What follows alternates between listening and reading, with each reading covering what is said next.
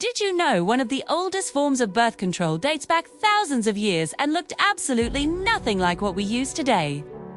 Believe it or not, the humble condom has a wild and fascinating history, full of ancient myths, wild innovations, and even a sprinkle of royal drama. Let's dive in and unravel the story of this incredibly important invention.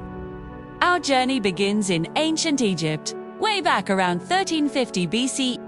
This is where we find some of the earliest evidence of condom-like devices.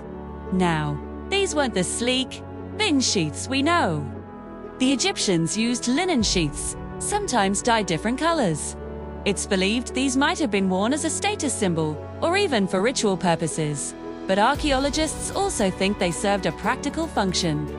In addition to linen, people in various ancient civilizations, Aplonas, reportedly used animal bladders or intestines.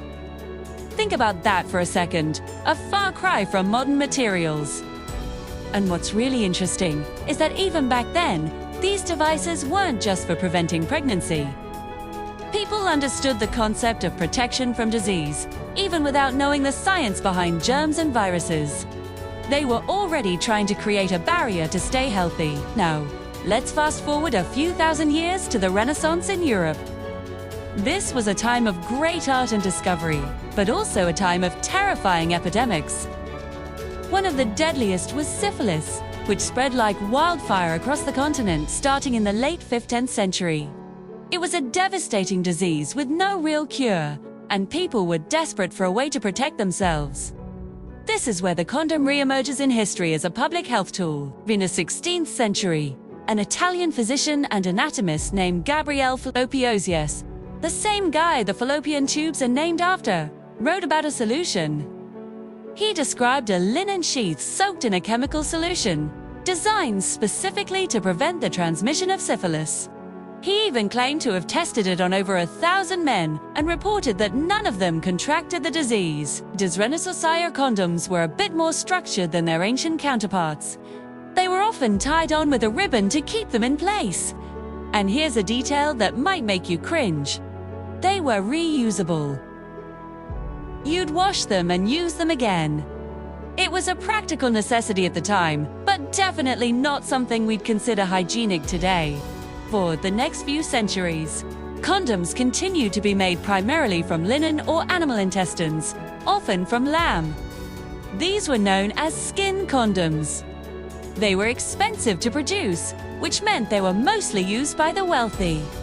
They were still reusable, and you had to properly care for them, which involved washing and sometimes treating them with special oils to keep them from drying out and cracking.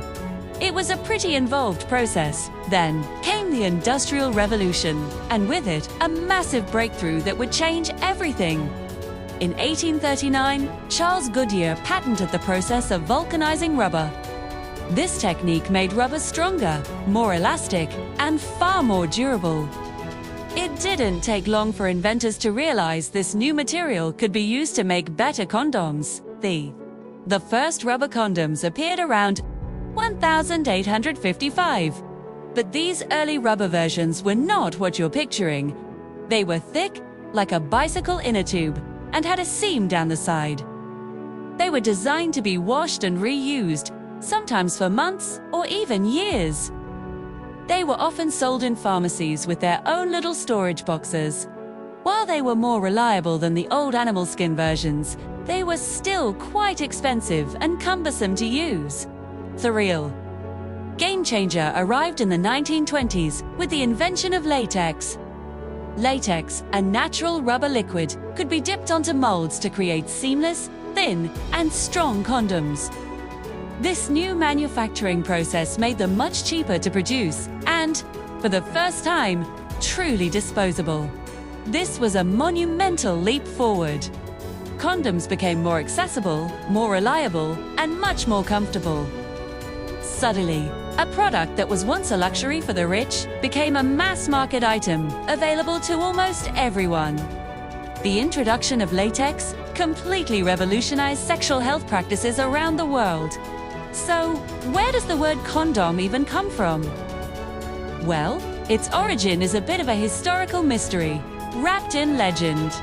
The most popular story, which has been told for centuries, credits a certain Dr. Condom, or Earl of Condom, who supposedly served in the court of King Charles II of England in the 17th century. The king was famous for his many mistresses and illegitimate children, and the story goes that Dr. Condom supplied him with sheaths made from animal intestines to prevent more royal offspring. It's a great story, but most historians today believe this doctor probably never existed. 2. It's more likely a myth created to give the device a more respectable origin.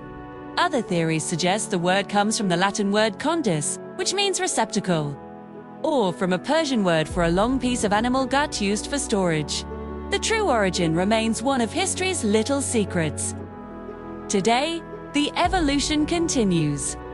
We have condoms made not just from latex, but also from polyurethane for people with latex allergies, and polyester, a synthetic rubber that offers a softer, more natural feel. There are ultra-thin versions, textured versions for added sensation, and even vegan condoms that don't use casein, a milk protein often used in the manufacturing process. And of course, there are countless flavors and colors.